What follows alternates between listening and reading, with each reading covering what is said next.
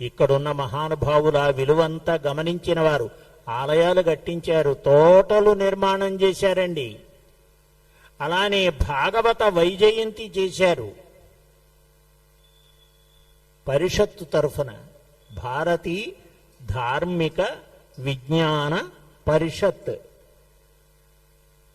దాని మూలంగా కొన్ని వైజయంతి మాలలు వచ్చినాయండి. ఆ వైజయంతి మాలలు కూడా గోవిందుని మెడలో సమర్పింపబడ్డాయి.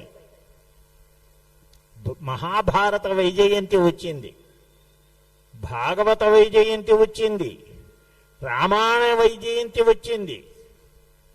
ఖిలము కాకుండునది సత్కృతి ఒక్కటియా. కృష్ణరాయలు ఏదో తన రాజ్యం తను చూసుకుని వెళ్ళిపోకూడదు, ఆముక్తమాల్యద రాశాడు.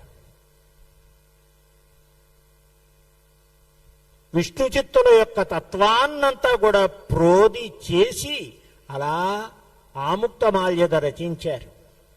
మహారాజులు పూర్వం శాశ్వతంగా ఉండే పని చెయ్యాలయ్యా,